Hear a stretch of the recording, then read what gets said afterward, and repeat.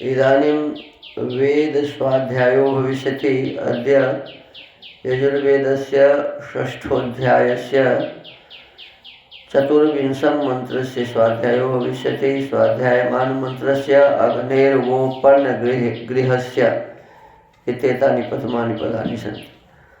अब वेद स्वाध्याय होगा। आज यजुर्वेद के छठे अध्याय के 24वें मंत्र का स्वाध्याय किया जाएगा। स्वाध्याय किए जाने वाले मंत्र के अग्निर्वोपन्न गृहस्य सदसी ये प्रारंभिक पद है। ओम अग्निर्वोपन्न गृहस्य सदसे साधयामीन्द्राग्न्योर्भागधेयीस्थ मित्रावरुणयोर्भागधेयीस्थ विश्वेषां देवानां भागधेयीस्थ अमूर्या उपसूर्येयाभिर्वा सूर्यः सतानो हिन्वन् त्वध्वरम्। इस मंत्र के ऋषि हैं अग्नेर्व इत्यस्य मेधातिथि ऋषि, आर्चित स्तुप्छन्दः दैवतासुरः, अमूर्येत्यस्य त्रिपाद गायत्री छन्दः सर्जः स्वरः। अथा गुरुपत्नी व ब्रह्मचर्य मनोवर्तिनी कन्या किं किमुपदिश्येयुरित्याह। अब गुरुपत्नी ब्रह्मचर्य के अनुकूल जो कन्याजन है उनको क्या उपदेश करें, यह अगले मंत्र में कहा है। पदार्थ। हे ब्रह्मचारिणी कन्याओं, अमोह वे या जो स्वयंवर विवाह से पतियों को स्वीकार किए हुए हैं, उनके समान जो इंद्रियाग्नियों सूर्य और बिजली के गुणों को भागधेयी अलग अलग जानने वाली स्थ हैं।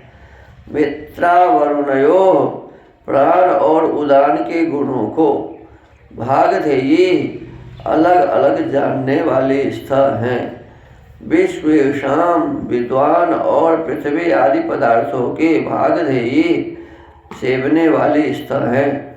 उन वह तुम सबों को अपन्न गृहस्य जिसको गृहकृत्य नहीं प्राप्त हुआ है, उस ब्रह्मचर्य धर्मानुष्ठान करने वाले और अग्नि सब विद्यादि गुणों से प्रकाशित उत्तम ब्रह्मचारी की सदसी सभा में मैं साधयामी स्थापित करती हूँ। और जो या उपसूर्य सूर्यलोक गुणों में उपस्थित होती हैं, वह अथवा या भी जिनके साथ सूर्यलोक वर्तमान जो सूर्य के गुणों में अति चतुर है, ता वे सब न हमारे अध्वरम घर के काम काज को विवाह करके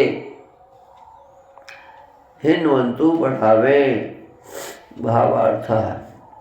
ब्रह्मचर्य धर्म को पालन करने वाली कन्याओं को अविवाहित ब्रह्मचारी और अपने तुल्य गुणकर्म स्वभाव युक्त पुरुषों के साथ विवाह करने की योग्यता है।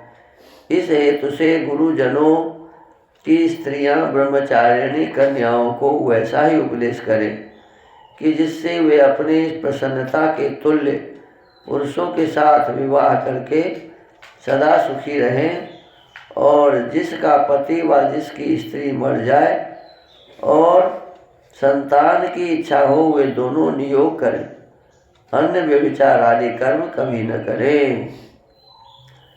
इस मंत्र में भी ये दो बातें मुख्य रूप से बताया गया है। एक कि कुमारी कन्या का कुमार पुरुष से ही विवाह होना चाहिए। एक तो ये बातें हैं प्रसन्नता पूर्वक, ये स्वयंवर विवाह कहते हैं जिसको, तो इस प्रकार से विवाह हो और वो अपने जीवन को सुख से जिए। और विशेष परिस्थिति में जब संतान न हो या पति मर जाए या पत्नी मर जाए, तो ऐसे समय में कि व्यभिचार आदि कर्म को छोड़कर जैसे प्रसिद्ध से विवाह करते हैं, वैसे प्रसिद्ध से नियोग की क्रिया से संतान उत्पत्ति करे। तो आज के इस वेद स्वाध्याय के क्रम को यहीं विराम देते हैं। ओम।